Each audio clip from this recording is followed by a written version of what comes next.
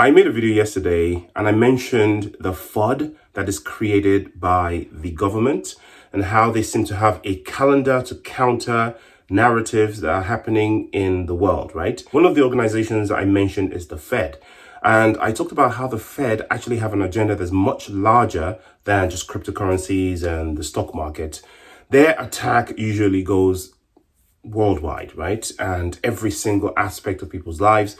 Because if you can control how much money people spend or can spend, how much money people can borrow, you affect people's mortgages, then you affect every single thing that they do. People are unable to buy things in the market because they're too expensive.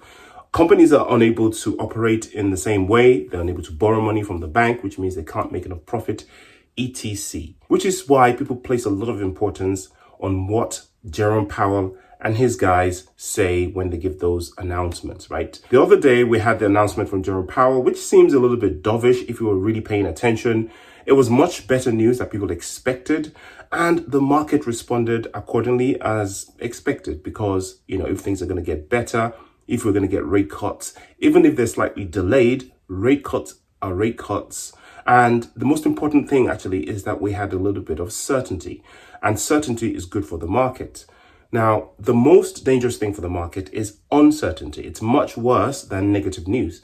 Say, for instance, the Fed came out and said, we're going to hike prices, right? We're going to hike rates. That would have a devastating effect on the market because people were expecting the opposite. So the market would crash, but then it would stabilize, and then it would become built into the price of things, and then we build from there. But in an atmosphere of uncertainty, all other things are open up. Now it opens up the possibility for fake news and manipulation of the market and people not really knowing what to do. A lot of traders, for instance, start to become really, really conservative, sell off some of their more risky assets. Of course, from their point of view, that includes Bitcoin because they see Bitcoin as, risk on asset, risky tech stock, right? That's what they perceive Bitcoin as. And this always has a negative effect on the Bitcoin market. So even though we had a little bit of certainty from Jerome Powell, one of his other minions came out and talked about,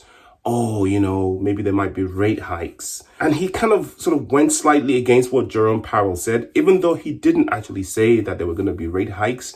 He just kind of gave that energy of uncertainty. So now we've gone from an atmosphere of, okay, we know what's going to happen. Rate hikes are going to end and we're going to get cuts inevitably, to who knows when we're going to get the cuts.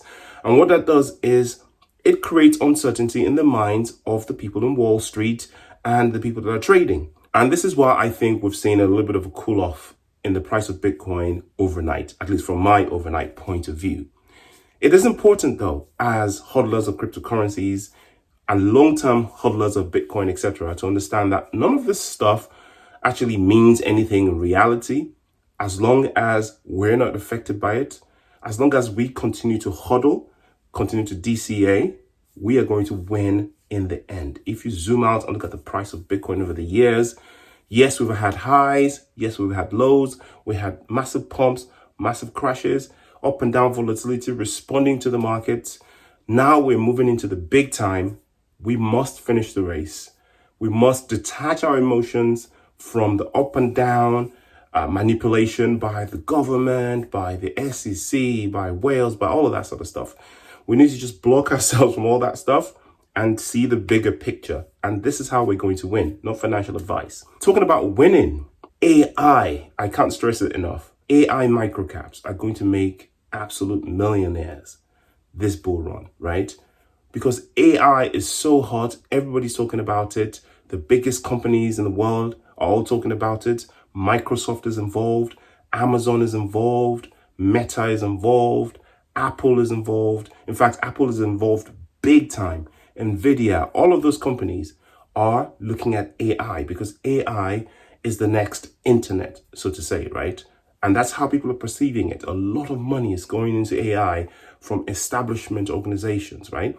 And as a result, a lot of tokens in crypto that are AI related. Now, they don't even have to actually be doing much. This is what I find. As long as they have sort of AI in their name or AI in the white paper or AI related functionality like render, for instance, that is providing processing power to AI crypto projects or Oracle related stuff that is AI related, all of those tokens are going to pump so hard this bull market. Not financial advice, do your own research.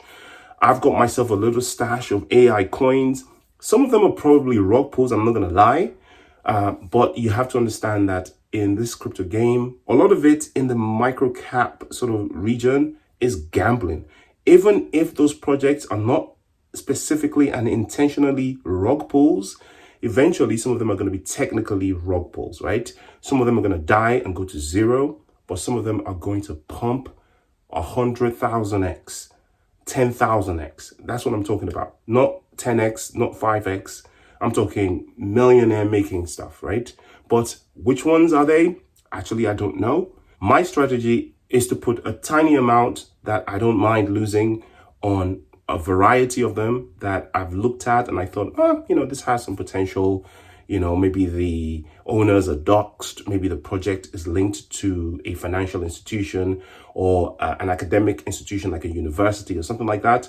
Those are very, very unlikely to rug pull because they have legal repercussions. And if they're located in countries with accountability, then they're not out in the middle of nowhere where they can just disappear with your money. Those are some of the flags to look out for.